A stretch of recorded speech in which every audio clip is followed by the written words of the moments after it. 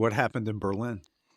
It was either Berlin or Hamburg is Uh, where it went down. oh, Mark participating in the party with Simon Sell. Mark was one of the heavy hitters in the igniting the gimmicks with some Jack Daniels.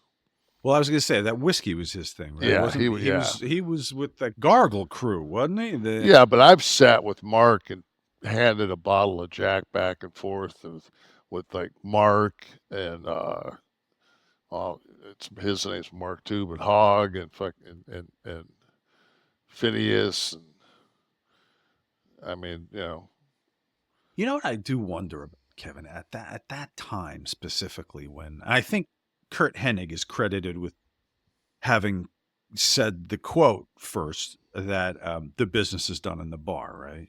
I think that was yeah, Kurt's. that was. But I'd actually heard Arn say that before I heard Kurt Oh, okay. at my first run at WCW. Because Arn was. Remember, there used to be a bar in God, it was might have been Virginia Beach. But it was called, I think it was called September's. It was one of those bars, man. It was always loaded with. I mean, the rats were like A+, but it was always packed. It was just a good place. It's kind of like that Baja Beach Club that was down in, I think that's what it was called. It was down in Tampa. There was a couple of places that you'd go out and all the boys would be out with their fucking gun shirts on, Hmm. with the fucking gimmicks rolled up, showing the guns, walking around. Did so with the business being done in the bar, I do wonder about guys like Paul, um, and others who I knew were straight laced. Much harder for them to gain acceptance. No, because at that point, it's almost like it's an appreciation for the guys that don't. You can still go sit in the bar and hang out, and you don't. The fact that you're not indulging is, for us it was really a godsend because, it probably saved our life. I We was going did to say fine. there We was did somebody to fine. grab the wheel. No, we did, but I was always the wheel man, and before Paul came along, I just didn't. I just waited until I got 50 miles out before I started my party. Right. Right. So I was responsible.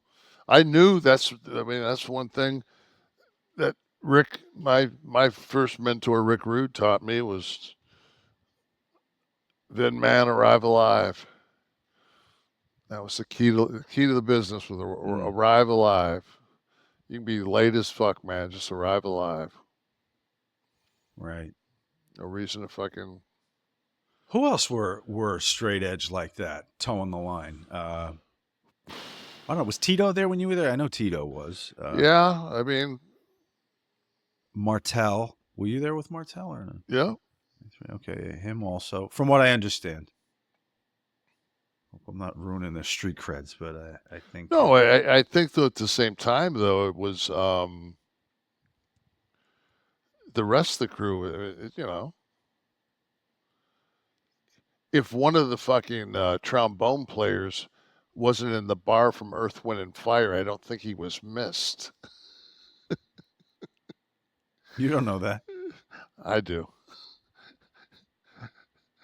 You're naming people that didn't show up at the bar. I'm thinking, I don't fucking know. Maybe they were there at the time. Maybe they're They could have proving been. once again Arn and Kurt correct. Anyone see Meng tonight? No, Meng was there. They both Right. they both had good runs for they all three of Yep, those they guys did. had good runs. So. Well, reliable, right? I mean that now you're a promoter. Now you just switch the hat. That's a guy you want to keep around. I don't know. Arn always said he couldn't trust anybody that didn't drink. So Different. He was of a different time. when I broke in, man, luggage didn't have wheels. You picked up fucking 2 CCM bags, big ass hockey bags. You dragged them motherfuckers around. All of a sudden, man, those Samsonites came with those wheels, Yeah. and it was like, oh, See, that's fascinating. See, this is the stuff. I know you're not going to write a book, I know. But this is the stuff I'd love to read about that the layperson who's never carried the CCM bag doesn't even think about.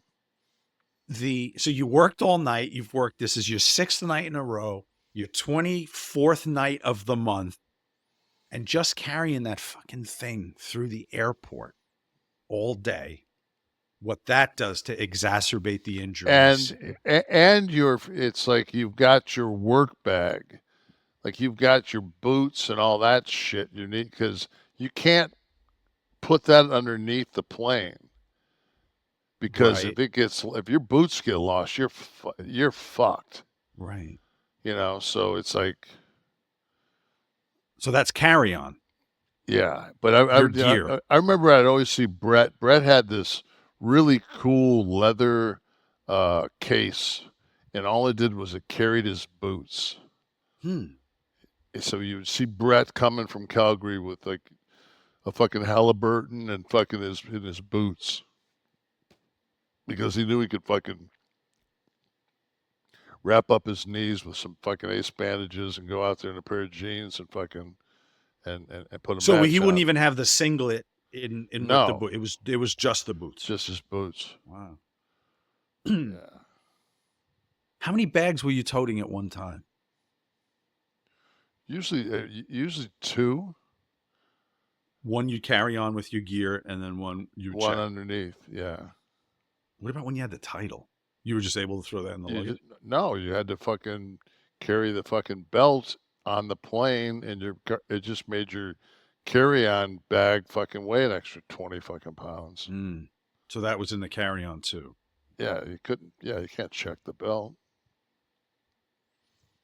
Kind of hard to have a heavyweight championship match every fucking night without a fucking strap. That's crazy. And when you finally get to the level that you're working, championship, main event status, And you've got no trainers.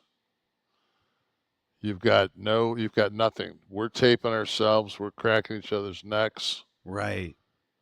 You know, When did they start to add guys like what's the French guys? Uh, Francois. Francois. Like when did those guys He start wasn't coming? even fucking. He was kind of bogus though. I mean, he wasn't even fucking certified. He was more of a shiatsu guy than anything else. I mean, yeah, he could. We all can fucking. I can crack necks, and I can do all kind of adjustments because I've been adjusted 95 billion times. My Right. wife won't let anybody adjust her neck but me. Hmm. So, I mean, but that's the whole thing. You go to Japan and you got some guy that's, pulling your fucking neck with a towel, and you got another guy taping your fucking fucked up, knee. And But so just back to the trainers, I'll put it in quotes because you said it was kind of bogus. They were on the road with you for every shot, right? when? Well, okay, so Not till there title was title run nobody in 90. Fuck no. 95. So that wasn't going on No in way. 95? Oh, I Fuck didn't realize no. Fuck had it. Yoko sitting in coach. Right. Like I said, man, that somebody making $16 million now. I mean, that you take that and I think you got to also think about how small our crew was. You had the BSKs, the click, that was probably 11 guys. Then you had fucking, maybe another 10 guys. Mm-hmm. There might be 20 guys on a card. Two girls, Mm-hmm. two women, two refs, timekeeper, announcer. Shit, man. Mm. Yeah, it's a crazy time. Bare bones. It is still miraculous how you guys were able to find a gym, eat right. You guys looked good. You were obviously not. Find a building. Yeah, find the building before the Google Maps days. Eating right, There was no consistently, there was late no at night. there was no internet. Right. No, I know. Yeah. That is remarkable. There was the hey buddy. That was all we had. Hey buddy, Where's where's the the Civic Hampton? Center? So true. Did you get that? No, motherfucker. But today, these I guys. think he said left at the McDonald's. I think it was right. Ah, fuck. Ask Hold Paul. on. He hasn't been drinking. No, we weren't drinking. We were on the way to the fucking town.